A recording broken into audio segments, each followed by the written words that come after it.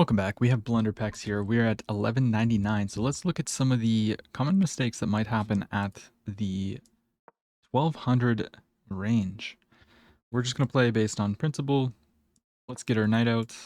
Put a pawn in the center. Knight out. Okay, my opponent plays knight to c6. Let's develop our bishop now. Get ready to develop our knight, castle. Okay, but of course, you guys know who I am. We have to play the copycat variation here, which is queen to g4. And yeah, if you guys play the Vienna at this level, which is knight c3, and you see this configuration, queen to g4 is a very, very tricky line if the opponent plays queen f6.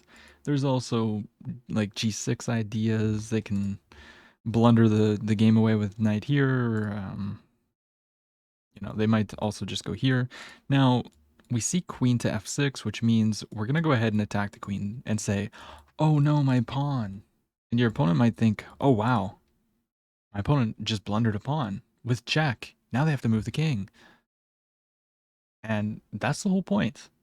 This looks very, very appealing as black. Like if we switch the frame here, if you're playing the black pieces here, you're like, oh wow. Oh, the king's got to move. And I'm like one move away from checkmating. But the problem is that after king to d1, black has a lot of problems here.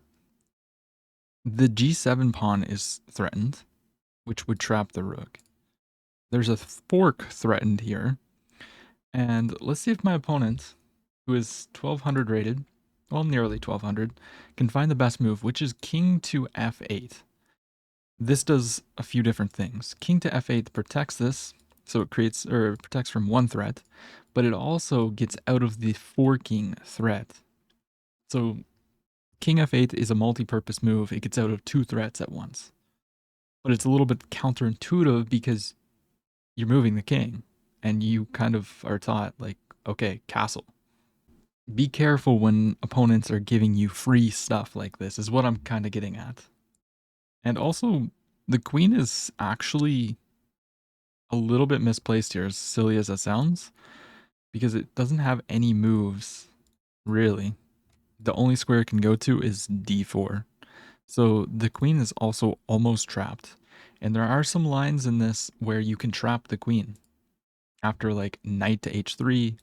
And here, and yeah, my opponent's already made a mistake because they open up an attack here.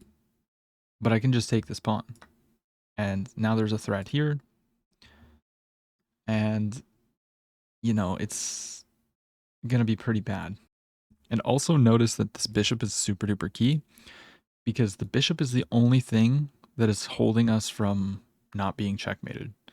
If this bishop were to move here, well then queen to f1 is actually a checkmate on the king. So you have to know what you're doing in this opening.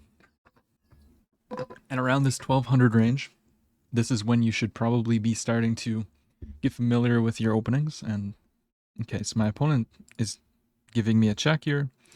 However, I can simply just take this. It does protect the rook, or it stops me from taking the rook, but they really shouldn't have done this because now we're just a clean piece up. And they don't really have any counterplay. They, in that position, they should have realized, well, I don't expect them to realize, but this is what happens when you get better at chess. You gotta think, okay, if my opponent takes this rook, I have check here, and that would actually result in checkmate because, they're gonna have to block. I'll take. I guess that wouldn't actually be checkmate, but you get the point. You get the point, big boy. Okay, so we have a fork. We could also go here, but then they're gonna go here. We could also just go back, but then they're gonna take. There's probably some kind of mate here, realistically.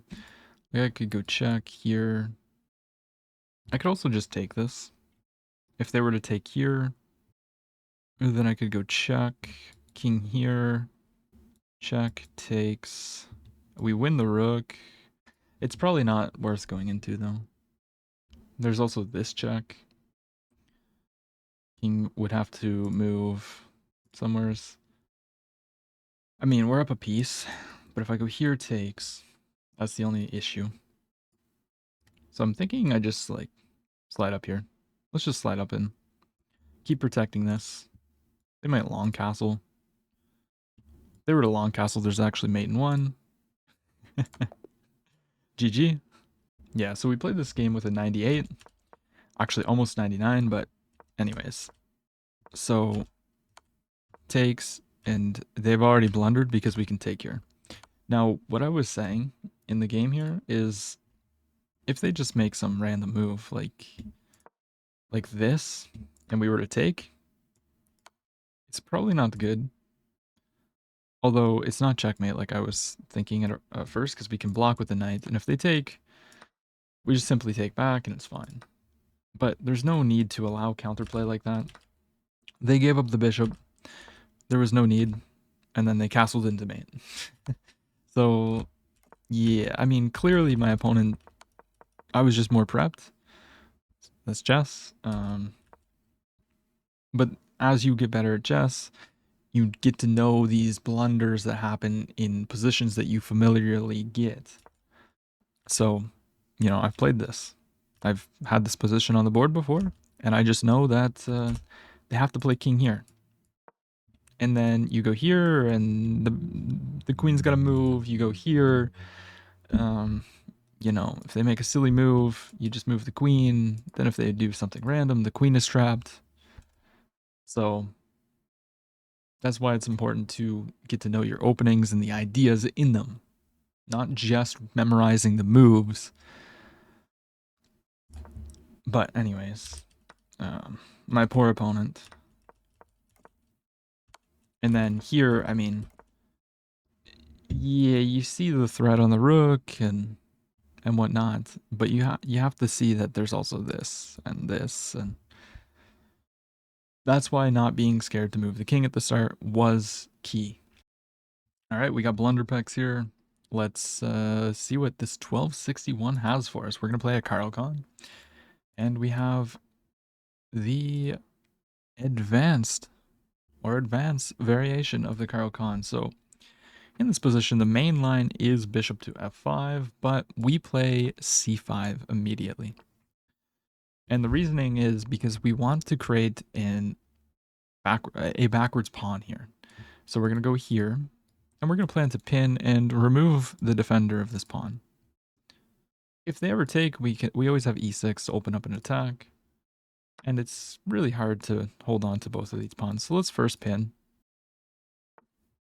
Yeah, they pin us because we were threatening to win the pawn, but now we can simply just play e6. This pawn is attacked. If they try to hold on to it, it's usually not that easy to hold on to with like some kind of a5 ideas. Okay, they're trying to protect it this way, but I believe I could push if I wanted to. Now, it's key that we don't have this check because they just play knight to c3. This does not win a bishop, for anybody wondering. Now, how do we actually make progress here is the question. I could kick away if I wanted, but I can also just go knight here and plan to hop the knight in here. So let's do that. They kick us away, no worries. And now the question is, do we put the knight on g6 or f5? This adds an attacker immediately. And I don't really see a way to defend this, except for going like here, but I just develop. Okay, so they're sacrificing the pawn immediately. We will take that. So we got our pawn back, and this is a weak pawn. But notice that there's a pin here. We cannot only be defending the knight using the knight. So we do have to move the knight. Otherwise, we would lose the knight because of the pin. Now let's just simply develop and castle, and life will be good. Castles. So there's no more pin. They go ahead and capture, so let's go ahead and capture back. Now maybe ideas of going here. Okay, they're attacking our pawn, but we can simply just take that. And now let's bring a defender or an attacker. They can't defend that way. And we're just going to try and, you know, sizzle away at these pawns. Ooh, that's actually tricky. If I were to go here, there is a fork. So we can't actually do that. That is a very nice find by my opponent, actually. Tricky, tricky, trickst. Tricky trickster. And now they're going to play this. Okay. If I go here, they're going to play this maybe. But okay, let's go here. Let's improve the bishop. If they attack the pawn, we can simply not protect it other than this. So queen to d6, we go queen a6, and then we'll bring like the rooks or something.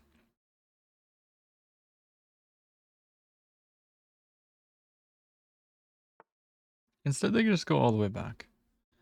Okay, but now we're going to start putting some pressure. They can attack our queen, but then I'll go here, and this has only got one defender. Well, no, if they go here, there's two attackers, zero defenders. They can defend it only once. So let's go ahead and do that. The weak point in our play right now is this square. We don't want to lose this pawn. Oh, my opponent's actually finding some pretty nice moves here. I think we'll simply... Wow. Yeah, very nice move by my opponent.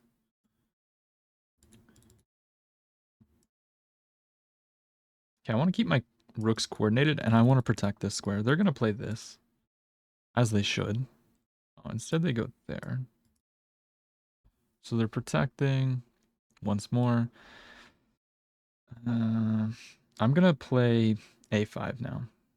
And the point is I want to split their pawns. If they ever push, we just trade queens. Also, pushing would result in losing a rook. There's also a pin. So I'm threatening to win the pawn right now, while also adding an attacker. And if they were to take, this is like the ugliest pawn structure of all time. And if they were to push, well, then we can take, and once again, their pawns are just super duper weak. And if they play bishop to d6, we'll simply just move our rook.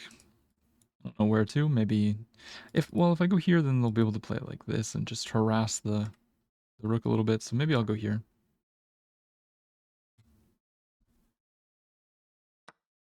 And now they take. So let's go ahead and capture this pawn. Now this is kind of weak. They still can't push. They have a very, very strong bishop, of course. Super duper annoying. Okay, so they push this pawn. What does that do? Not a whole lot. I could try and trade this bishop if I wanted. But I'm asking them to come in, basically.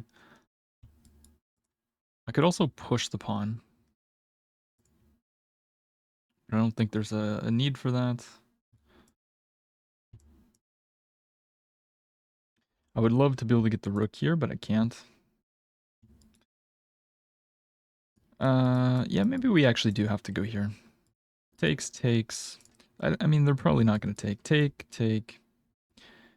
And then we can't go here either, but this bishop is too strong. Let's go ahead and take. If they take with the pawn, I didn't really... I don't have this move because they forked me. I didn't think that this was that great. Let's go here. We attack this now, and we are threatening this. So if my opponent doesn't see queen to c5, forking the pawn, yeah. Oh, but that protects it. My opponent's finding some really nice moves. However, it also is a pin on this, so we can play queen to c5, and they cannot capture. Yeah, they bring that up. I can simply take here. I could take this, takes if I want. So we can win the pawn. Just a matter of how do we want to win the pawn. I would say probably with the queen. Because if we get a queen trade after takes, we can't take this way, but we can take this way and we have two connected pass pawns. They have an outside pass pawn to play against though.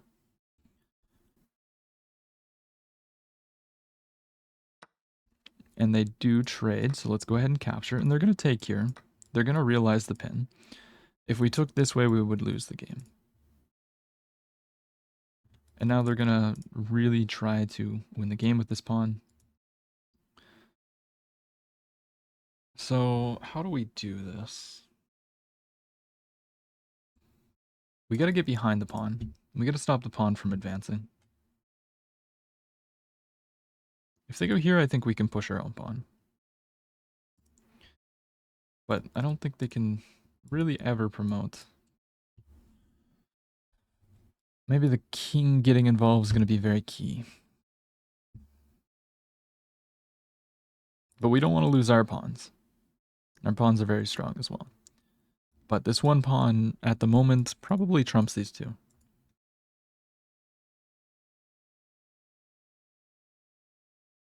If we're not careful. Yeah, my opponent pushes the pawn. As they should.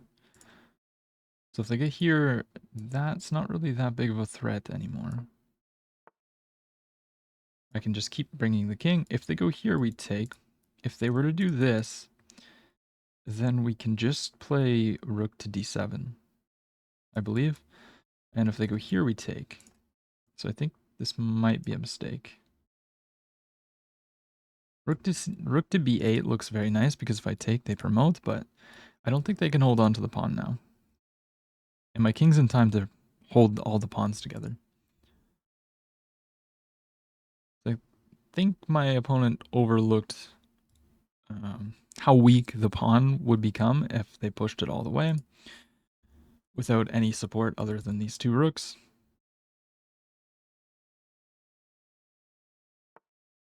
Yes, they're attacking this pawn. We don't want to lose the pawn. So I'm going to go here. If they attack it, we're simply going to protect. Yeah, no worries. We will protect. And I'm just planning to take. Just stay patient. There's absolutely no need to take the pawn giving this pawn. No need at all. And now we're threatening to take, and if they were to take, we take, and the king protects us. Yeah, and now it's the time that they're going to start pushing pawns just randomly. But no matter what, we still just have two connected pass pawns. Now, let's go here, and we're going to cut the king off. And this should be a pretty simple win. We can't push the pawn right now, but we can push this one, and the king cannot cross. We just keep our pawns connected. They want a rook trade? Okay, but I have two connected pass pawns, so this is just winning for me. These three will cancel them out. I can go here. I'm threatening to just play here. And okay, we went too far. We should just go here now. They can take, but then I push, and then king b2. Now we do have to be careful because there are breakthroughs, actually.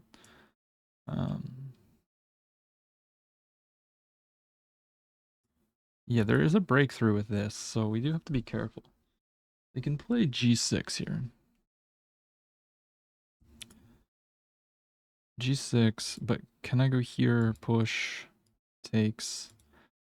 I think we need to do something at the moment. I think we need to stop them from pushing. But here takes... Yeah, I think I just simply push the pawn.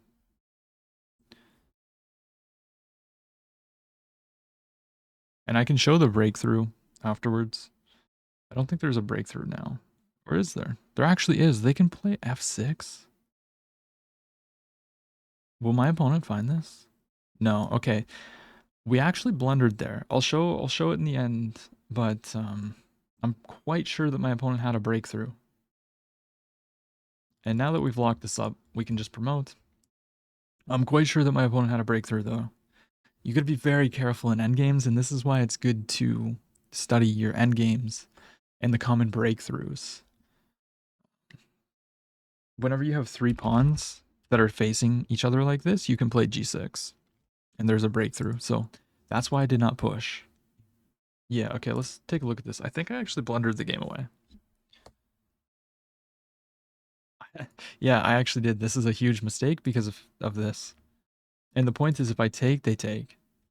And yeah, we're going to promote at the same time, but I gave my opponent a queen. So this will be a very good lesson for my opponent. Now, you can just go c2 here, but what I was worried about is g6.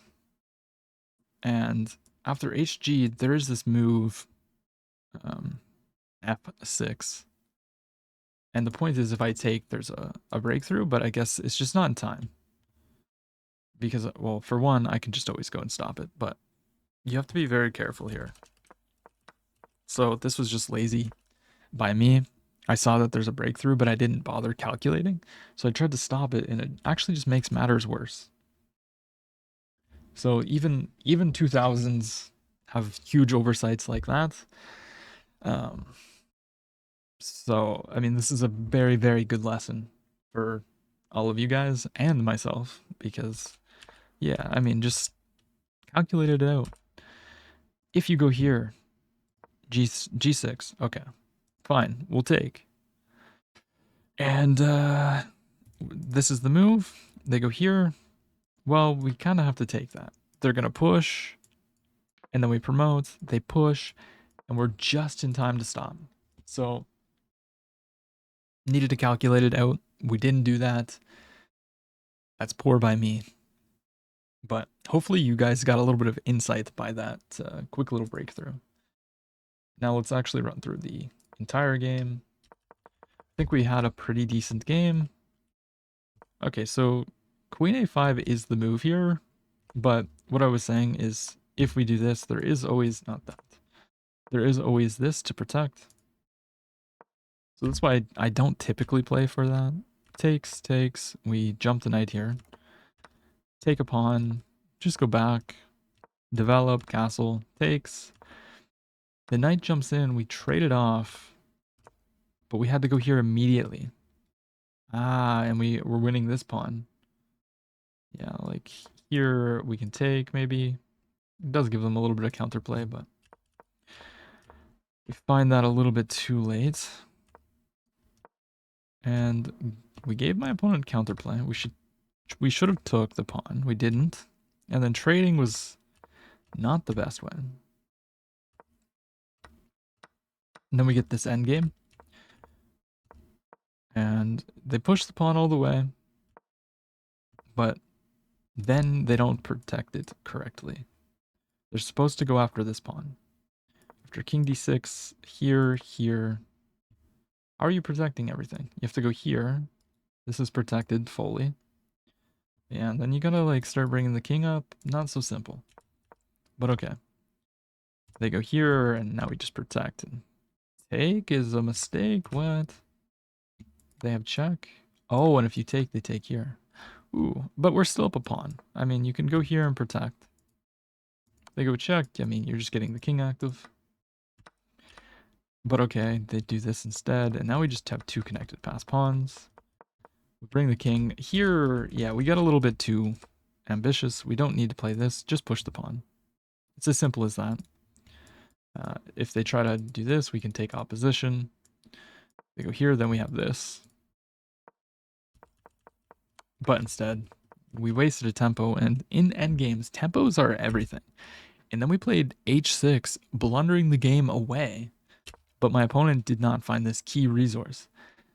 And yeah, I mean, this is the difference between 2000s and 1200. I mean, a 2000 probably would have saw this breakthrough. Not this, sorry. This breakthrough here. Because the person who is 2000, has more experience, has probably studied a lot more of these positions, etc. So, key takeaway: if you're in the 1200s, start studying these kind of endgame breakthroughs, pawn breakthroughs, and this person would have saved a game just from that alone, and probably many others as well. Pawn endgames are like probably the most important, other than rook endgames, but understanding breakthroughs like this, or like how I showed you in this, where there's this, ignore that this pawn is here. White would be winning if this pawn was gone. White would simply be winning the game if you have this position. Because, well, no, wait. Would white be winning? Or is it black that's winning here? Yeah, white would be winning, of course. But if you were up here, it would be black. Whoever's closer to promotion, basically. Anyways, that's enough rambling. Let's find another opponent. All right, we found somebody. Hello, bot. Joined 20 days ago. Hopefully not a cheater. Let's go ahead and play e4. And we're going to have a Vienna. So we got knight c6 on the board. Let's go ahead and play bishop to c4. Just developing our pieces. And we have bishop to b4. This is similar to the Anderson's defense. And what I like to do against that is play bishop out. But I don't think we can do that at start. I think we go knight to d5 here, attacking the bishop, asking it what it's doing, with the intent of playing like, you know, c4, d3 kind of ideas. But we got to get the queen out as well, which is not typical of games, but or of whoa. Okay, so my opponent's bringing out their knight, offering a trade, but we're just gonna take that bishop, 100%. And now we're gonna go ahead and kick the knight away. And now, can we play here is the question. I don't think so. Let's go ahead and just develop d3. Maybe we can plan to play for f4. Let's play f4 here, striking in the center. And my opponent has castled, which means we know where their king wants to go. Now we don't want to allow this check. That would be kind of devastating. So we could go here, but then we're going to lose this pawn. So maybe we actually might mess this up. I could go here, but then they're going to play this. Okay, let's just develop the knight. We can't allow the check. They're going to win the pawn. No worries. Now let's go ahead and play h4, h5. Trying to kick away the knight to win the pawn back. And we're simply just going to castle long. That is the plan. I don't really want to give up this bishop, so let's not do that. They're going to probably take the knight, and I'll take back, or that won't happen. Let's capture. They can take if they wish.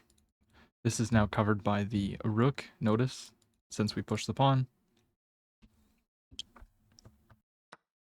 Okay, my opponent just takes. We're going to go ahead and take with the pawn. And we're simply just going to plan to develop and castle long and just attack my opponent. Yeah, the knight steps back, but I feel like this might be a step in the wrong direction. What if I were to play here? They can't take, obviously. No, I think we just develop and try to castle. Let's get our king out of the center. I think that's kind of important. We can simply just drop back, protecting the pawn, protecting the bishop. Bishop here could potentially be a move in the future. Let's go ahead and castle. And we have a direct line on the king. So I'm feeling pretty confident in this position, to be honest. It would be very, very nice if we could play bishop d4, but we can't. All right, so they attack this again. We just push, kick the knight away. Because pushing kind of helps us here. Okay, they go back. We're not going to push this yet because then they just jump back in, right? So it's not needed. Let's bring the rook to the G file. That is very, very committal. Now I'm thinking I might be able to go here. But I can also actually... Wait a minute. Ooh, this is actually kind of nice. I can play rook to G6. And the queen has to go here. Or there. Yeah, that's also a thing. But now we're just going to either bring the... Do we bring the queen or do we bring the rook? I think we just bring the rook. Let's just move the rook over. Now we're attacking this pawn. I don't see a way to protect the pawn. And just notice this pin. This bishop is a monster. Yeah, so they get out of the way, but now we can just simply take. Knight goes here. What's the idea? Attacking the pawn, but I think now we're just going to push the pawn, opening up our bishop. Okay, my opponent takes, but they forgot that the queen is also there. Protecting the square. And now, if you want to stop checkmates, you have to play here. But then we can simply take. Or we can just take. No, we just take with the bishop. Queen has to take, and then there's checkmate. And if they don't take, then it's checkmate in 2. By just moving, they have to block and takes.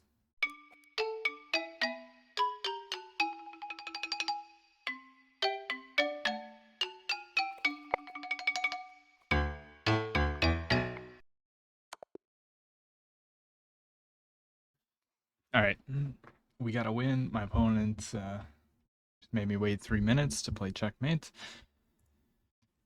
Okay, pretty solid game. We played with an 83. And, I mean, not the best way of playing. Yeah, so after that, we are supposed to play it in the Anderson's defense kind of way. Point being, if they do this, they get checkmated. A lot of people bring this out, but then there's this. So G6, and then we just go back and knight f6. Then we jump in, takes, probably castles here. I don't know, maybe bishop back. Then you can go here, maybe. I guess there's knight d4 here because there's a pin. Anyways, that didn't happen. We just traded. Got this position. Played f4, and then some mistake if we push. Really? What about check? I guess we have this in that position, and this is not a target. Anyways, yeah, we just push, kick them back. Takes. And as soon as they went backwards like that, I was like, okay, we're probably better here. And then we just got a massive attack. And then the pin on the king was nasty. And I mean, yeah, there's not much that my opponent could do here. After bishop takes, it's, you know, if you don't do anything, we just move and it's checkmate. So, GG. Let's find another one. We got Mr. White Album here. Let's go ahead and play e4.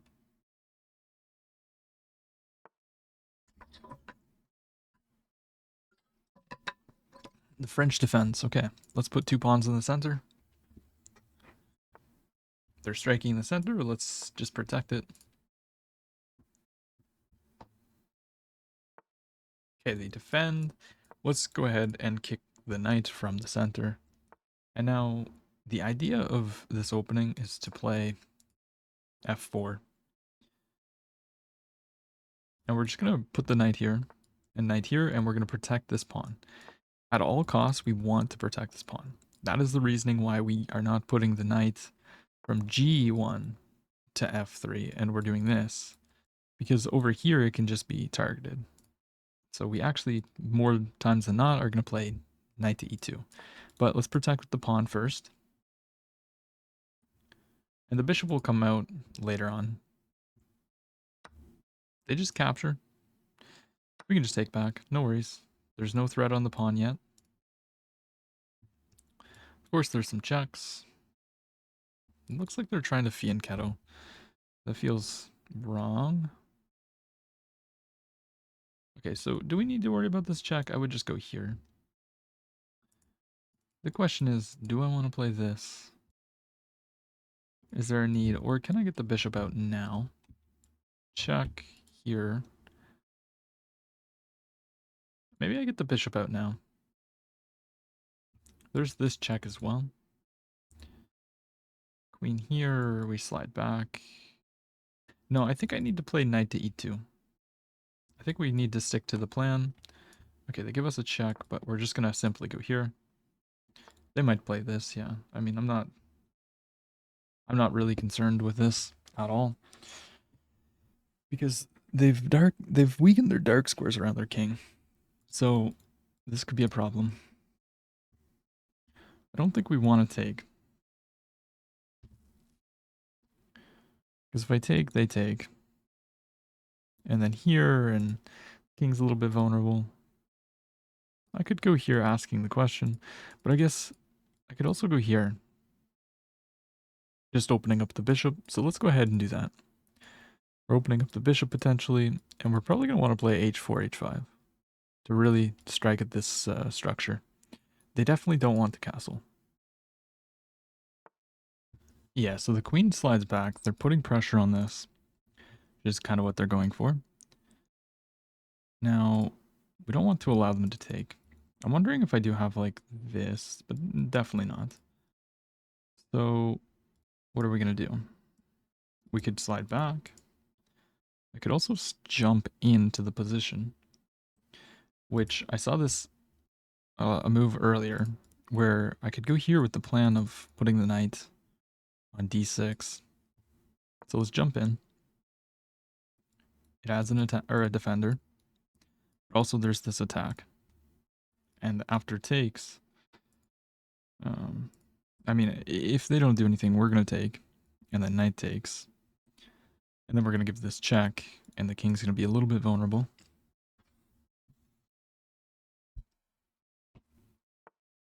Yeah, so the bishop goes all the way back home. That is very, very reasonable. But let's not forget that their king is in the center of the board. So we can't go check right now. That would be a little bit silly. But how are we going to stop this move? I don't think we are. I don't think we are, to be honest.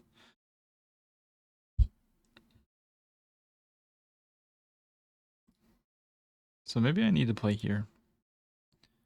Or what if I just start pushing pawns? Here, I don't think quite works right now. They just simply take. Okay, let's be a little bit conservative. Let's save the pawn with bishop to e3. This is now just a giant pawn. Yeah, we have to go back. And it looks like we're actually losing this pawn now. Not good. Okay, my opponent doesn't take the pawn, which is a little bit insane. Let's go here. Let's attack the queen and protect the pawn. I don't know why they put the bishop here. I don't think that's a good square for the bishop. And now I'm going to go here. We're going to try and attack the king. Whenever there's this kind of structure, you always have like h4, h5. Not to take, although taking could be a good move, just opening up the rook, but it's more so to just cause havoc. At the right moment, maybe takes is a good move, but we also have pushes, and yeah, if they ever take, it just damages their pawn structure so much. It's just being annoying, a nuisance. And then it can possibly support moves like g4, g5. g4 supports f5, but you get the point. Alright, so the opponent does not want a knight trade, so they go here, which opens up the bishop. It's probably good. Now, we could play this. We could jump in with the knight. Jumping in with the knight is interesting. Since the bishop is here, it's not as strong. But maybe we have knight here and then potentially takes attacking this pawn. Let's jump in with the knight. Also, notice that, you know, it opens up the queen as well. Okay, the knight comes in, attacking the bishop. Do we care? I mean, I could actually go all the way back. As silly as that looks. Could also go here to protect, but then the rook's a little bit, yeah. I could also give up the bishop. The bishop's not doing anything. Let's actually do that. Let's give up the bishop here. It's a little bit counterintuitive, but it's the last piece that I wasn't using and didn't really plan on using, to be honest. We're going to take, and now this pawn is under attack 3 times. So if they push, we take here. And then this pawn is going to fall. So allowing me to take here, like I said, put the pawn there, not always to take, but now it had a threat after we brought the knight in. Because this is attacked by the rook, the knight, the queen can potentially come in. And if we take here, we have a fork. So, like after takes, forking the pieces. So leaving the pawn tension. Yeah, and of course they go here. But now we can take this and it comes with a check. I guess there is, yeah, they take, I guess they take with, you know, the rook and I guess, yeah, no, they can't take with the rook because then we just take the rook. So, I mean, we probably just have queen here. But for simplification, let's just take the pawn, fork the pieces, win the game. What? Okay, my opponent is going for that instead. They're attacking the pawn, but I mean, I'm just going to take this. Not 100% sure what my opponent was thinking there. And then we can plan to push, put some pressure here, bring the queen out. The question is, do we bring the queen first? Yes, we bring the queen first so that we don't lose the pawn. And now if we need to castle, we can castle, because leaving the king in the center is a little bit, you know, dangerous, but it's okay. Now we're going to go ahead and push. We attack the bishop. If it goes all the way back, we probably just open up our bishop, threatening to take. Instead it goes here. So I'm going to push. We're threatening to take now. Takes.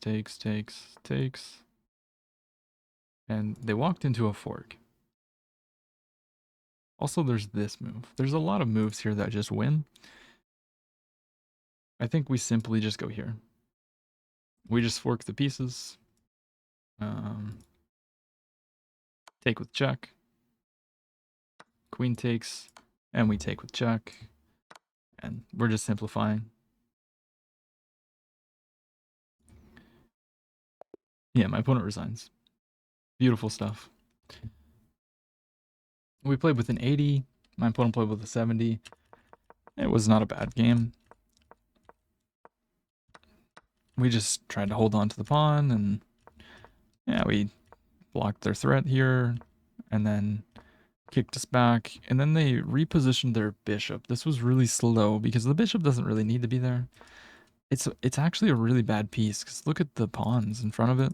I know, like, where's the bishop gonna go, but you don't really want the bishop there. So yeah, and then we push, and they're walking into the attack. Now we should have went backwards, but that's just because they can take. And probably some kind of like d4 at some moment will be strong. But instead, we have this. We take that. Kind of counterintuitive because you're always taught like bishops are better than knights. But if you can explain why you're giving up the bishop for the knight, then it's okay. And there was pretty clear reason there. And now we have this, and there's mate in 4. if we go queen here, threatening just a checkmate. They have to go queen a5, king to f1, queen e1, just really trying to get rid of everything. The point is that you can't stop this. Anyways, we weren't going for that at all. We just forked the pieces. Everything's winning here. And then brought all our pieces in, pushed them back. Simply just took everything, went into this winning endgame. It doesn't always have to end in checkmate on the board. Now, if you enjoyed the video, please drop a like, comment, and subscribe. In the next episode, we'll be trying to hit 1300.